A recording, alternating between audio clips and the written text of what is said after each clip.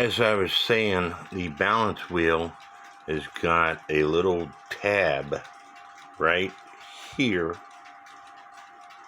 that you can turn, and when you turn it, it adjusts the pins on this wheel right here.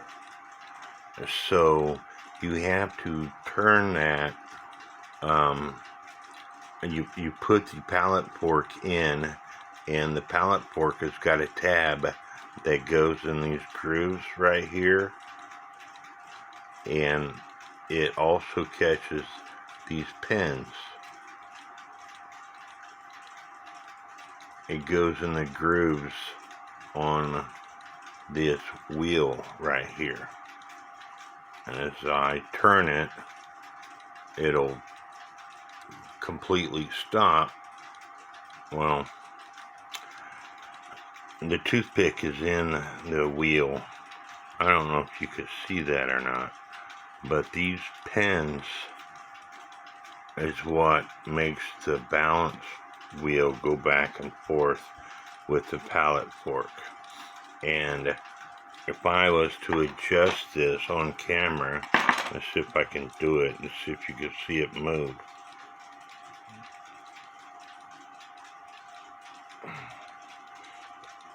And you see it move toward me.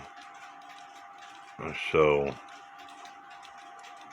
and here I'm pulling it up, and it's going to move away from the camera.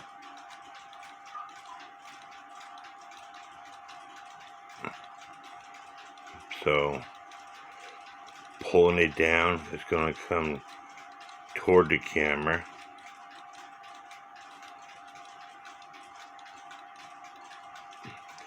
So anyway, these things can be adjusted.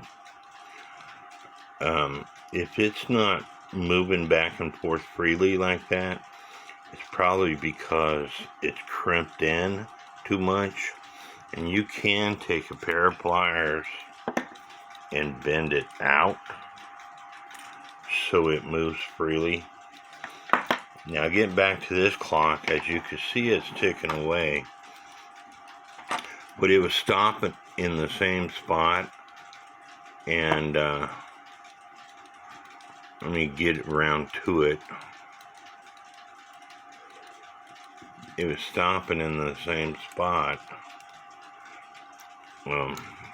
Anyway, there's a permanent marker right here. I put a mark on here and on this plate, and every time it turned around, it was stopping in the same spot. What happened is I took this plate off again and checked out all the gears. This gear and the escape wheel lantern pinions were full of grease and dirt, and that I missed that after taking it out of the ultrasonic cleaner. And as I've said several times, an ultrasonic cleaner will not get every nook and cranny, so you have to check the parts out, and I failed to do that closely, so I got out my magnifier and checked them out, and they were full of grime and dirt. And so anyway, the clock is ticking away. It's about time for me to put it back in the case, but I'm going to let it sit here and tick away for an hour or so to make sure it's working properly. These floating balances, like I said, they have a wire that's connected here that goes along here and goes down this tube. It comes out the tube on the other side, and it is connected here. And these things, like I said, they're about $63 a piece. This one takes screws. This one on this clock takes nuts. I've got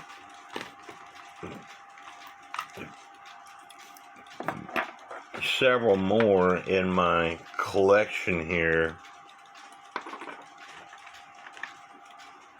but they all take screws and they will not fit in this movement.